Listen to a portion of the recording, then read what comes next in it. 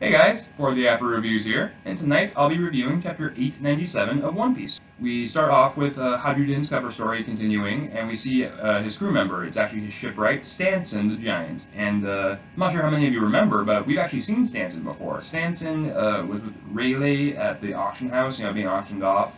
And also, we saw him in the flashback with Hadrudin and Onimo and Kashi and Lin all, back in the flashback on Elbaf. So, he's been a recurring character. He's been here for a while, and he already kind of owes the Straw Hats, and he wanted to see them again anyway. So having him be under Hadrudin, who's under Luffy, so he's under them by proxy, and I like that. It's cool to see a giant we know on the crew. I was kind of hoping Onimo and Kashi might also be on Hadrudin's crew, considering they're older than Hadrudin and they're on the original Giant Pirates. I don't think they're going to be in the new Giant Pirates. It doesn't make a lot of sense. I mean, it's possible, it's definitely possible, but I don't know, for some reason I feel like they would be over Hadrudin, they wouldn't want to be under him or something. I don't know, not really super relevant, but I'm excited to see the rest of the members of Hadrudin's crew, We've seen that Stanson's a shipwright too, that's interesting. I didn't know he had that talent. So when we get into the chapter, we have the Straw Hats. They're approaching Cacao Island. They have reached it, finally they're here. They're in the perimeter of the island, they're not like on the shores or anything. Big Mom's fleet has spotted them as well, so they're in more danger than they already were. Smoothie's fleet is behind them, kind of spreading out, making sure they can't get away or anything. So they're going to be in for a little trouble once they get back to the ship and they're actually like leaving, leaving, not going to Cacao Island or something. We get all the people in the mirror, all the Big Mom pirates. They're all ready for Luffy to come out because it's time. It's 1 o'clock in the morning. Sanji saying, like, hurry up, Luffy, he's all ready to. And then we cut into the mirror with Luffy and Pekoms, or Mysteriums, or whatever translation you read, the mystery Pekoms guy. I think it's really funny even Luffy saw through that disguise, and that, Pekoms was so surprised by that. And later in this chapter, he's surprised again that people can see through his disguise, when it's a terrible disguise. So that's a little funny bit from Pekoms. I like seeing humor from more serious characters. I guess Pekoms isn't super serious, though. Anyway, they're talking about Sulong, which I actually realized I didn't realize until just now, Luffy hasn't seen that. So, he had no idea what the hell Sulong is, but Pekoms is explaining it. He's talking about how it's this big power-up and stuff, and how he can never control it, and Pedro was the only one who could snap him out of it. His voice would snap Pekoms out of it so that he wouldn't die over the course of a night. But now that Pedro is gone, no one can snap him out of it. So he plans to look at the moon, go into his Sulong form, and just wreck shit until he dies. But apparently, he really wants to get the Straw Hats out of there so that Pedro's death wasn't in vain. So he's willing to sacrifice his life to make sure Pedro's sacrifice wasn't in vain. That's some dedication right there. I'm really not foreseeing him dying. I think Pekoms is totally gonna live. Maybe he'll join the Grand Fleet or something. That'd be really cool. I've always liked Pekoms. I've always wanted him to join the Grand Fleet because he doesn't seem like he fits in with Big Mom Pirates, to be honest. So as they approach the mirror, Pekoms gets ready. He gets a pistol and he grabs Brulee, puts her in front of him, and then jumps out of the mirror, using her as a shield. And then, like I said, everyone instantly recognizes Pekoms, and that's hilarious because he wasn't expecting. He's kind of like, what? Like, how do you guys know who I am? So that was pretty funny.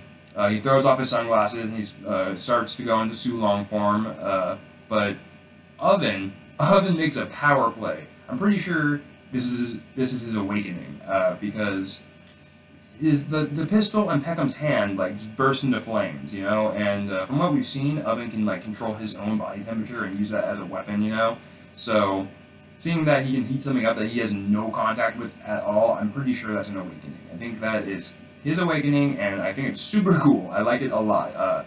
Oven is a really cool character in my opinion. I think he has a lot of battle potential, and he's seemed kind of unimpressive, I think, to some people, and that's mostly because he was taken off guard every time. Like Sanji got a really cool kick in on him, but it didn't really do any damage, any real damage, and he got right back up. It was just because he wasn't expecting the speed blitz from my boy Sanji.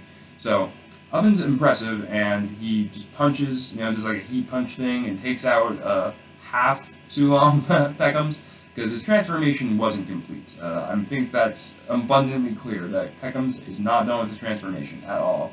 And in this punch, in doing this punch, Oven actually reveals Luffy being there, and Pekoms was hiding him. So then they're all aiming at Luffy, who still somehow has the energy to like jump super high, which is insane. Because if you think about it, after the Rob Lucci fight, which is like I think his second most intense fight, he was out. He couldn't move at all, and now he's jumping really, really high. So I was a little weirded out by that. But in general, like whatever, just let it happen. He's still super tired. It's not like Oda forgot that he was tired. But Raisin, or the Madara lookalike for some fans, as they call him, comes and says, "Hey, when you jump, you're leaving yourself wide open, dude." And he comes to attack him. And ironically enough, in that moment, because Raisin also jumped, Sanji comes out of nowhere and kicks him in the face with a flaming foot. God, I love Sanji. I want him to have more wins. All he's been getting is L's during his own arc. It's a little ridiculous. Even this is a nice little win, right? Wrong. Because right afterwards, he's trying to escape with Luffy, and this Big Mom son, I think his name's Yuen, he's doing the same thing Sanji is. He's doing Skywalk, or Geppo. He just calls it regular Geppo, but he's doing Moonwalk, and Sanji's like, what's, like, how are, like, I guess Sanji wasn't really surprised, but he's saying that's just a normal skill, just something that anyone could do, and that's ludicrous to me, like, Sanji got this power up, he worked all this time for it, and then all these guys are just doing it, shitting on him, basically. Come on, Oda, come on, give Sanji something more, God. I was hoping he could also use Bromkyak, so maybe that'll bring him up a little bit. So Yuen hits him with this crazy expanding spear staff kind of thing, and it's not like Sanji's out or anything, he's not down for the count, he's totally fine, he gets right back up, but it's more the fact that he just landed a hit, and like 2 seconds later someone shows off in a technique that he's been specializing in, and then knocked him to the ground like nothing. So it's just kind of lame, I think. I'm a Sanji fanboy, and I have not been getting enough Sanji wins. He needs more battle feats. I want to see him kick people really, really hard. Like, is that so much to ask for? Come on. Like, we got one good kick. I will give Oda that, but we haven't seen like a proper fight from Sanji in a long time, and I want him to just curb stomp someone that people aren't expecting him to. So everyone shuts up about him being way weaker than Zoro. I think he's weaker than Zoro, but way weaker is a little bit of a stretch. I also looked up Yuen's name, and it kind of has like this rice confection, I guess. So I'm thinking that maybe he has like the rice fruit or something, and by giving his staff some water, it like expands, because when you have like a little bit of rice and you put some water in there and cook it, it fluffs up a lot.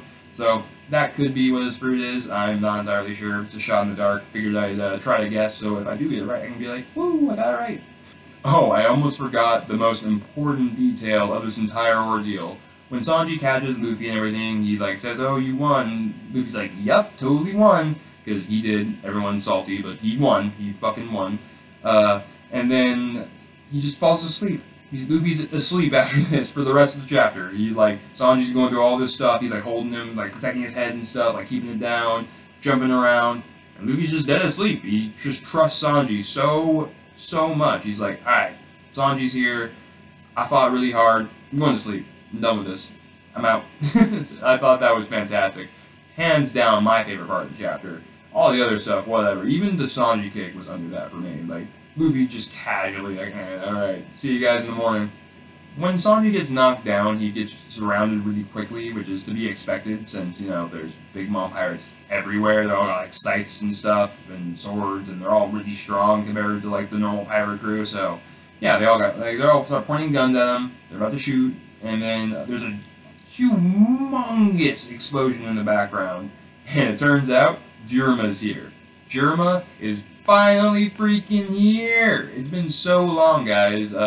Once we got teased that like Germa was going to come, they got the information that they were going to Cacao Island and stuff. I expected to see them much sooner than we did, but at least we got them finally. Like, I've been waiting for a while. Like, I don't think anyone is surprised. Everyone was expecting this. We knew that this would happen, but it's just about time. It's about time, and I'm excited to see Germa kick some ass, even though I hate all of them but Reiju. I mean, Ichiji looks cool, but I hate him. Like, I hate him because he's mean to Sanji. I can't get behind a character that's mean to Sanji. I just can't. I was actually hoping for the longest time that Sanji would end up fighting all 3 of his brothers, which is a real ambitious wish, I know. I want him to fight Niji and Yonji at the same time, kick their asses, and then fight Ichiji one-on-one after he was like, ah, you guys are pathetic, or something like that, you know? Like some classic cliche villain thing. No, that was my wish, but it doesn't look like that's going to happen now. Looks like they're going to team up and fight all the big mom pirates and give them something to remember, which is, you know, good, because don't take advantage of Germa. They're a crazy war-mongering kingdom. That doesn't sound like something you should mess with. Even if you are a Yonko, you can't get too cocky like Luffy was saying earlier in the arc. Yeah, so that's pretty much it. This chapter is a really fast read, you know, a lot of double pages, and I think it was like 15, but, you know, because they're double pages, they go by really, really fast.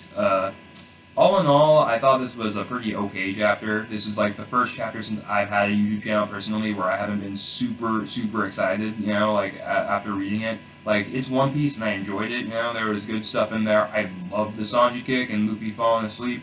Glad Germa's here finally. Like, good things happened, obviously, but you know, like Sanji, I thought he had this whole crazy plan, you know, kind of like when they left Annie's lobby way back when, and he had that, like, tactical moment when, you know, everyone was like, wow, what is it for Sanji? He'd be dead right now. But that's not, he just planned to pick up Luffy and run away, and that didn't work at all, so if Germa wasn't there, they'd be screwed right now. It's just really disappointing for my boy Sanji. I mean, Oda said it through Roger. Everyone's going to get their chance to shine. I think he was saying that to the audience a little bit. And I trust him. I really, really do. But you're killing me, man. You're killing me. I need Sanji to do more, you know, or not look so bad. It's rough. It's rough, guys. Alright, guys. That's pretty much all I had to say about this chapter. So if you're still here, thank you very much. Like, comment, subscribe if you want to. That'd be really helpful. Help the channel. I'm still pretty new and I could use some exposure, so, you know, let people know.